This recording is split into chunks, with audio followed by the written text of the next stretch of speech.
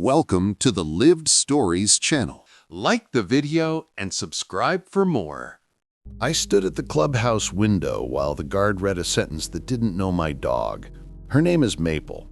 She's the quiet warmth at the end of a long day, the weight at my feet when the news is too loud. The guard didn't look at Maple. He looked at the paper he'd been given, the kind that makes regular people sound like judges. "Board says she's a prohibited breed," he said, and the words felt like a lock clicking shut. "You can't live here with that animal." I had a stack of truce on my phone, the mortgage app, the city license, the vaccination record, the training certificate, the letter from the children's librarian who called Maple our calm corner. None of those papers counted, only their paper did. Maple nudged my knee, in that way she has when I starve my lungs. I scratched her ear without breaking eye contact with the rule printed in 12-point font, signed by people I'd never met. The guard repeated himself, more slowly this time, as if time could make it kinder. "You can't live here." If a sentence can break a family, it had better be a good sentence. This one wasn't. What follows is how a faceless rule met a real life and had to blink. I didn't move. I didn't shout. I let the silence stretch far enough to fit the truth. Paper should not be louder than a heartbeat. Not today, not here, not with Maple's head resting against my thigh like a promise. Before the letter, our life was so ordinary, I didn't notice how beautiful it was. Maple woke when the streetlights went off, did a full-body stretch that made her toes splay like a star, and made exactly 3 small taps on the kitchen floor, the sound of hope for breakfast. She knows coffee's hiss means a 7 a.m. walk, and she knows the clang of the school bus ramp means we pause by the crossing guard, who keeps a biscuit in his pocket for morale. We had neighborly choreography. The couple 2 doors down opened their blinds at 7:15 on the dot. Maple would sit, tail-thumping, until Mrs. Reed waved. On Tuesdays, a little boy named Cameron showed Maple his spelling words, and Maple looked serious in a way that made him believe in himself. On Thursdays, an older man walked his tiny terrier past our porch, and Maple would avert her eyes because the terrier took offense at the existence of gravity. There was nothing remarkable about any of it, and everything precious, because peace rarely asks for applause. It just happens, and you don't realize you're living in a lucky photograph until someone draws a line through it. Maybe the beginning was the new security company with button shirts and earpieces. Maybe it was the board election no one paid attention to. Maybe it was a complaint that fell into the hands of someone who had been waiting to matter. Looking back, there was no thunderclap, just a rearrangement of small things that would add up to a storm. The notice arrived with the cadence of a bill and the confidence of a verdict. Cream cardstock, centered logo, courtesy notice, as if courtesy could be stapled to an ultimatum. Inside it said, "Maple violates Rule 14.3 and must be removed within 7 days to avoid fines and legal action." There was no breed named, only a photocopied list from 14 years ago. The ink a little tired, the language even more so. Anything with pit bull characteristics, which is to say anything with a broad head and the misfortune of being strong. Maple was listed as mixed by our vet. Her DNA test read like a joke, 5 parts I'd never heard of, a family reunion of adjectives. But the rule didn't read nuance, it read outlines, it read fear, passed from one meeting to the next like a casserole recipe no one liked and everyone felt obligated to keep. I held the paper while Maple crunched a carrot with the dignity of a horse. 7 days is not long when the choice is between your home and your dog. My partner, Eli, read it twice, the way you read a magic trick that steals your watch. Then he put his palms on the counter and said, "What if we just say no?" His voice was steady, the kind of steady that keeps bridges up during storms. I checked the penalty sheet. They could find us every day and bury us in paper until the paper felt like quicksand. I put the notice down, but it didn't put me down. It climbed the walls of our home, sat on our couch, followed us into sleep, and turned off the lamp. Maple slept belly up, legs in the air, an animal who trusts the ceiling. She doesn't read mail, if only that were the test. The boardroom smelled like new carpet and old coffee. which is another way of saying it smelled like a place that believes in itself. We signed a sheet and waited, our names a line in a small ledger. "Item 5, animal control and compliance," said the chair in a voice that could have announced a lunar landing. Someone had laminated the agenda. Power loves lamination. When our turn came, I stood. I had a stack of documents and not a single adjective I couldn't prove. I talked about dates and classes and temperament tests and the city license and the email from a previous board president who once called Maple the pool's unofficial mascot. I did not bring tears or drama. I brought the kind of facts that survive fluorescent lights. A woman with a silver brooch asked if Maple had ever shown aggressive tendencies. The phrase was a trap set with professional politeness. I said Maple's most dangerous habit was sleeping across doorways. I said she had been tested in a room with wheelchairs and squeaky toys and children who shouted with their whole lungs, and she had passed with the bored dignity of a yoga instructor. A man with reading glasses he did not need to read, the one line he had always wanted to read said, "No dogs commonly known as pit bulls, Staffordshire Terriers, or similar, and no dogs with predominant characteristics thereof." He sounded like someone quoting scripture he had never practiced. "Define predominant," I said, and watched his confidence blink. He flipped a page that had no answer. Fear had written the rule. Fear never defines its nouns. They said they'd take it under advisement, board speak for "we'll tell you no without looking at you." We walked out into air that felt used. Outside, Eli asked, "How did it go?" "Like arguing with a cloud," I said. Maple wasn't there. I was glad. People can misunderstand a dog's tail. They cannot misunderstand a gavel. We built a binder heavy enough to change posture. Tabs for the licensing record. Tabs for training. Tabs for letters. Tabs for photos of Maple sleeping under the lifeguard chair while toddlers dropped goldfish crackers like confetti. Tabs for state law printed at 2 in the morning when the internet becomes either a scream or a librarian. I learned that fear is lazy. It sorts by silhouettes. It loves categories, bad dog, good dog, like the world is a closet that only needs 2 hangers. Evidence is patient. It names things. Maple. Then it adds dates. Then it adds people with memories that can be checked, not legends that cannot. I called Miss Alvarez, the school librarian who ran the Reading Buddy Hour, where Maple kept company with children learning to turn pages without fear. "Maple lowers the room," she said. "Some kids need an adult to be proud of them. Some need a dog to be unafraid of them." I wrote that down. It's hard to find a sentence like that. We gathered statements from neighbors who actually know where our porch is. Mrs. Reed wrote, "I am 82. I am not interested in dying of fright. Maple has never started my heart in the wrong direction." Cameron's mother wrote, "He reads aloud because Maple listens with her whole face." Isla's note said, "When the walls move in, Maple holds them. The walls listen to her sooner than they listen to me."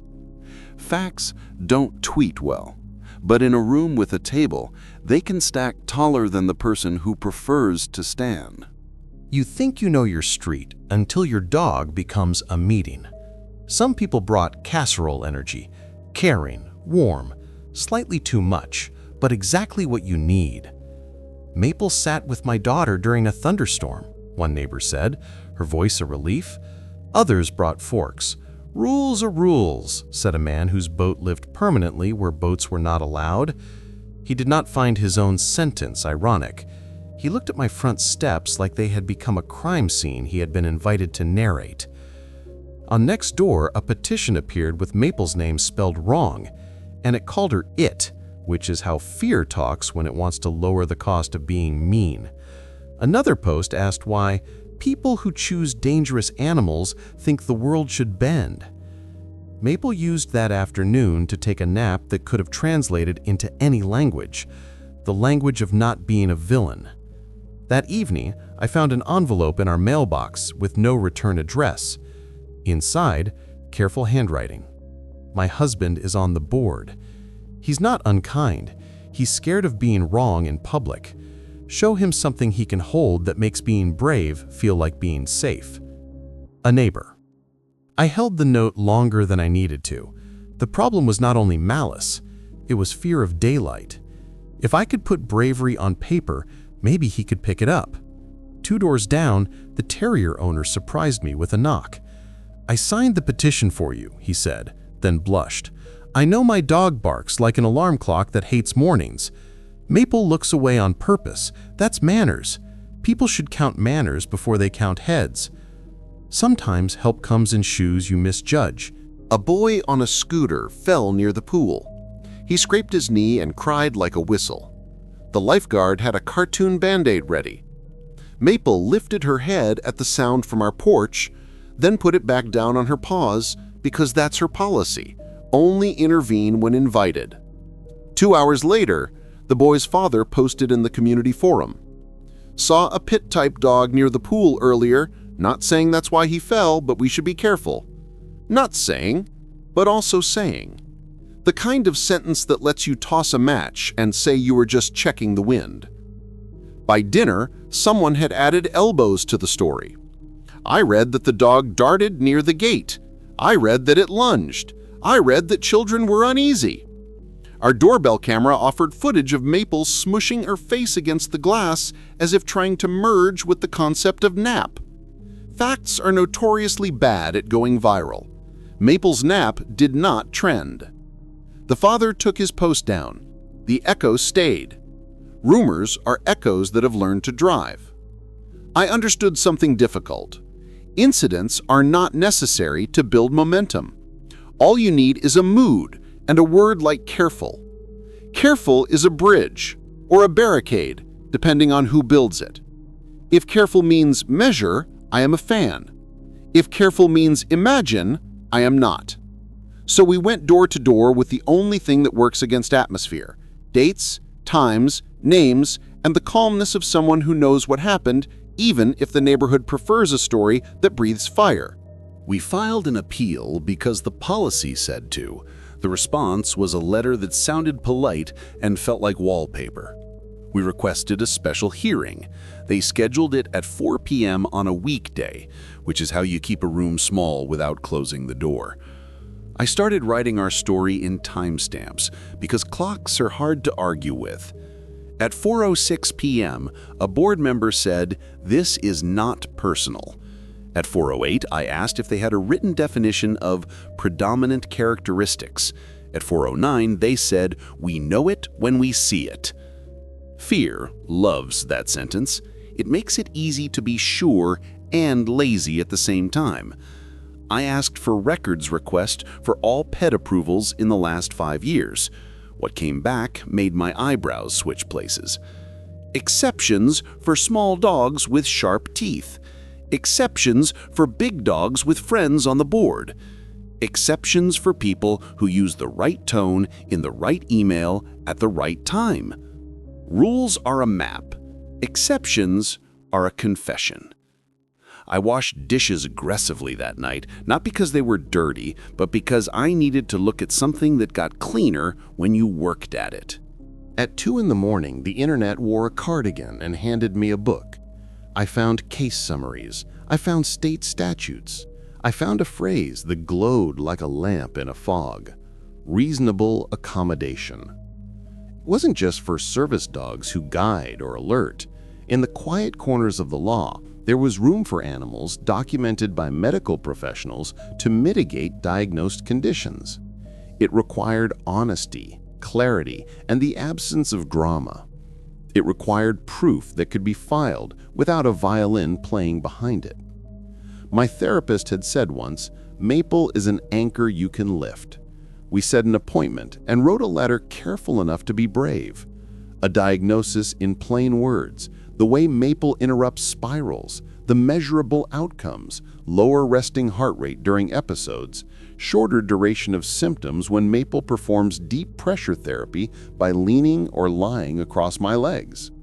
We did not ask the board to love Maple, we asked them to follow the sentence in their own policy that said the association will comply with applicable law regarding accommodations. I underlined will. Will is a good word. It carries weight. We added training documentation and behavior evaluations. We added a plan. Maple would use a specific entrance during events, remain leashed in common areas, avoid playground proximity at peak times. We didn't just say yes, we showed them how yes would look at 9:15 on a Saturday when the pool opens and everyone is sticky with sunscreen and opinions. A rule can ignore a dog. It has a harder time ignoring a person who tells the truth on paper that ends with a signature that matches the name on the mortgage. The hearing occupied the same room with the same carpet and a microphone that turned sentences into voicemails. We brought the binder. We brought the letter. We brought Maple in a comm harness with a small tag that read, "Working, please ignore." Maple is better at politics than I am. She makes space without asking for it. The board president held our therapist's letter like it might bite. "We are not doctors," he said. "Correct," I said. "You don't have to diagnose me. You have to follow your policy when a licensed professional provides documentation that meets your standard." A board member who had posted the word "careful" the week of the scooter incident asked if Maple had ever growled. "Growling is dog language," I said. "It is communication, not a crime. We want dogs that communicate. We want people who listen." A neighbor I didn't recognize spoke up from the back. He told a story about Maple refusing a treat from his toddler's hand and waiting until the toddler put it on the ground, then taking it gently, then standing still while the toddler patted her head. I didn't teach my kid that kind of patience. The dog did. I told them one last story. Not of Maple being perfect, I don't trust perfect, but of me being human. 3 months earlier, on a Tuesday that had no business being overwhelming, the room tilted. Maple put her chest against my legs and the floor returned to its job. A watch on my wrist recorded the change. A note in my therapist's file attached a number to it. I did not talk about miracles. I talked about graphs. I ended with this. Your rule was written to keep people safe. I respect that, but it is too blunt to tell my story. Tonight, you can keep the part that protects and lose the part that punishes what you don't measure. We stepped outside for the vote. The door closed with the soft authority of wood that believes in itself. Eli counted leaves on a tree because numbers hold when people don't.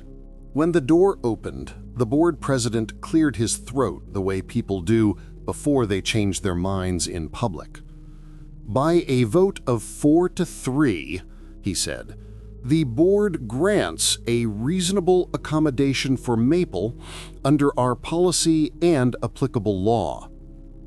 His voice added something I didn't expect. Furthermore, we will review Rule 14.3 for clarity and fairness. Until then, Maple is permitted. Permitted is such a small word to hold so much. I exhaled a week of worry. Eli squeezed my hand hard enough to make the bones remember they are a team.